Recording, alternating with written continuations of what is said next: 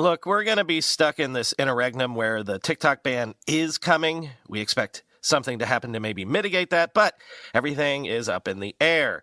The Washington Post is reporting that Donald Trump is considering issuing an executive order once in office that would suspend enforcement of the TikTok sale or ban law for 60 to 90 days. And I interviewed Senator Ron Wyden yesterday for the show. You'll hear that this weekend, or you can check the YouTube channel if you can't wait. And he said that there is a concerted effort behind the scenes to try to buy more time here in Congress. Quoting the Post, Trump has been mulling ways to save the day for the wildly popular video app, talking through unconventional dealmaking and legal maneuvers, such as an executive order that would unravel the law passed by Congress last year with bipartisan support, according to two people familiar with the deliberations who spoke on the condition of anonymity to discuss private talks.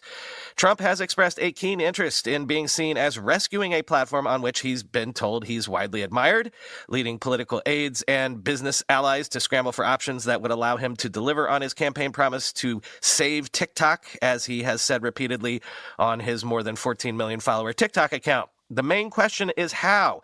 A law signed by President Joe Biden last year calls for the app's owner, the Beijing-based tech giant ByteDance, to sell the app by January 19th or face an immediate ban. The Supreme Court, which considered TikTok's challenge of the law last week, is expected to allow the law to proceed as planned, but has not yet issued a ruling. The law is aimed at addressing Justice Department concerns that the Chinese government could covertly use the app to spy on Americans or broadcast propaganda. Trump, one of the people said, is eager to be seen as making a deal, and signing an executive order soon after the deadline's passing, just one day before his inauguration, would give the proceedings a cinematic flourish. But the strategy of using an executive order, the kind of presidential decree that Trump dashed off in rapid fashion at the start of his first presidential term, has fueled doubts among some legal observers who argue the president's word can't entirely overcome a law that Congress approved with overwhelming bipartisan support. Executive orders, quote, are not magical documents. They're just press releases with nicer stationery, said Alan Rochenstein, a former national security advisor to the Justice Department, now at the University of Minnesota. TikTok will still be banned, and it will still be illegal for Apple and Google to do business with them, but it will make the president's intention not to enforce the law that much more official, end quote. An official says the Biden administration is, quote, exploring options to implement the law without causing TikTok to go dark in a matter of days. Quoting NBC News, Americans shouldn't expect to see TikTok suddenly banned on Sunday, an administration official said, adding that officials are exploring options for how to implement the law so TikTok does not go dark Sunday. Deputy White House Chief of Staff Bruce Reed has been a point person on the issue and has received many calls from people urging the president not to let a ban go into effect, according to two people familiar with the matter.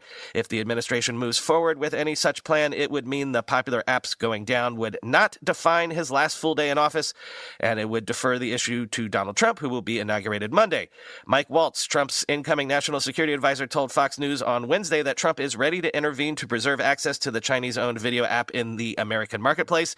And Pam Bondi, his pick for attorney general, refused to commit to enforcing the ban when she was asked about it at her Senate confirmation hearing Wednesday, end quote.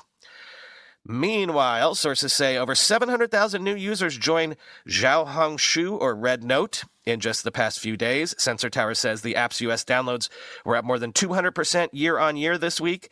And I guess because of this, Bloomberg says that the biggest shareholders of Xiaohongshu, or Red Note, are in talks to sell part of their holdings at a valuation of at least $20 billion.